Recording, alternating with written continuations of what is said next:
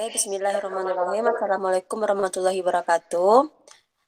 Baiklah, saya akan mempresentasikan diskusi hari ini tentang telaah kesesuaian pembelajaran dengan tingkat capaian dan karakteristik peserta didik dengan mata kuliah, prinsip pembelajaran, dan asesmen yang efektif.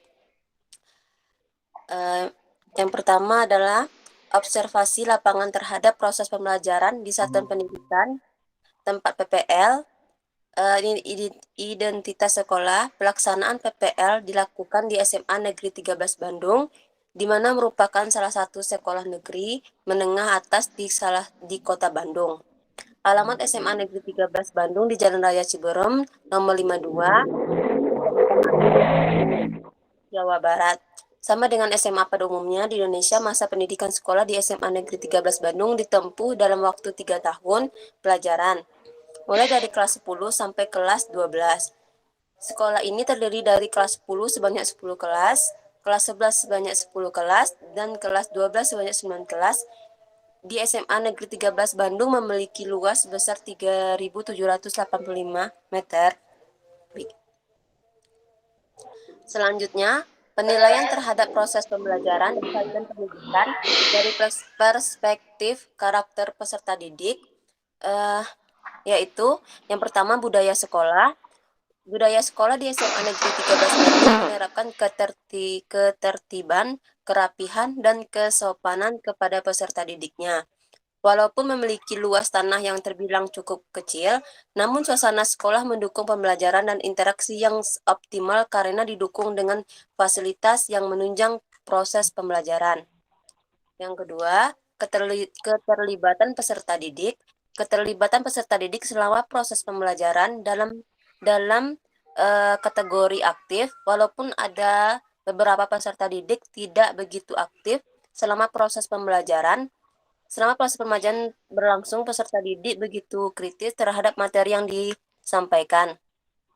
Cara guru dalam memberi motivasi belajar peserta didiknya disesuaikan dengan konteks dan kondisi. Selanjutnya yaitu budaya kelas. Budaya kelas yang terdapat di salah satu kelas yaitu kelas 10-4, bahkan hampir seluruh kelas 10 dapat dikatakan kondusif.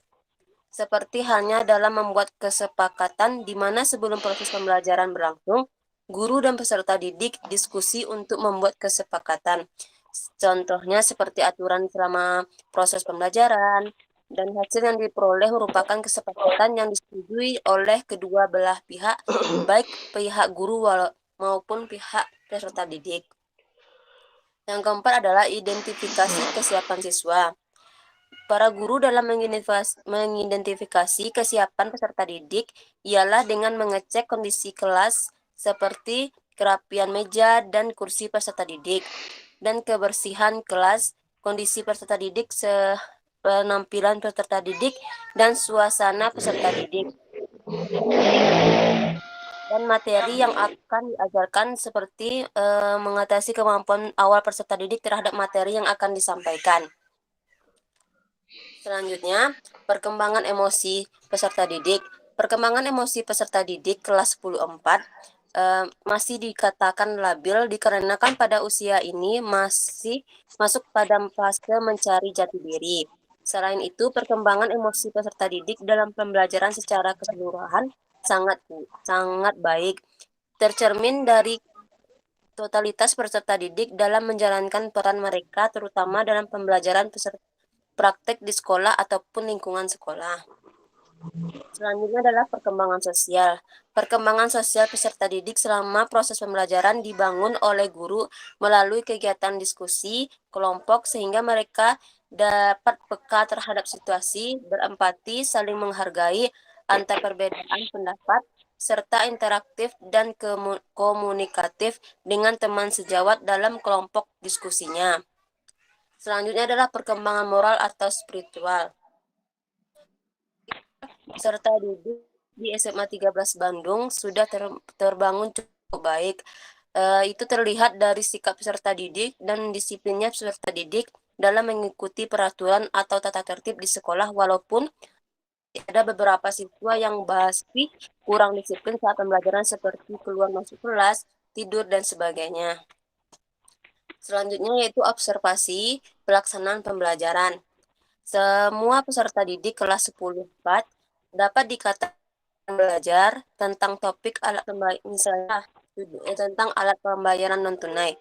Proses belajar dimulai dari mengajukan pertanyaan, pemantik untuk menguji kemampuan awal peserta didik, menjelaskan apa itu alat pembayaran non tunai, tugas kerja kelompok untuk mendiskusikan metode yang diberikan oleh guru, hingga kegiatan refleksi di akhir proses pembelajaran. Yang kedua, pelaksanaan pembelajaran dapat dikatakan berjalan dengan efektif, sebab selama proses pembelajaran peserta didik berperan aktif, terutama di saat kegiatan kerja kelompok dan presentasi hasil kerja kelompok. Ketiga adalah usaha guru membantu peserta didik yang mengalami kesulitan dalam mencapai tujuan pembelajaran, yaitu dengan melakukan pengulangan materi dan penguatan materi yang kurang dipahami oleh peserta didik. Selain itu, dengan melakukan pretest dan post-test untuk mengetahui sejauh mana pemahaman peserta didik.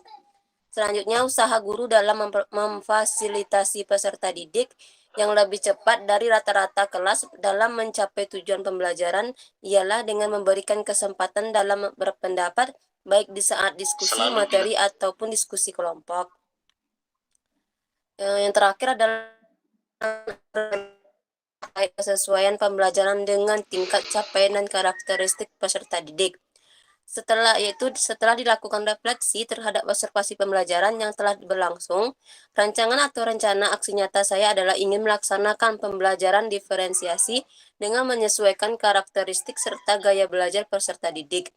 Selain itu, menerapkan pembelajaran paradigma baru yang berorientasi pada penguatan kompetensi dan karakter yang sesuai dengan nilai Pancasila atau dapat dikatakan peserta didik memiliki profil pelajar Pancasila. Sebab pembelajaran paradigma baru memastikan praktik pembelajaran yang diuji pada peserta didik yang gaya belajar sesuai dengan kebutuhan dan tahapan perkembangannya. Sekian presentasi dari saya kepada teman-teman. Adapun ada yang bertanya atau menyanggah presentasi saya hari ini, dipersilakan. Dari izin menanggapi ya, kalau dari Fami cukup. Ya. Oke, yang lainnya?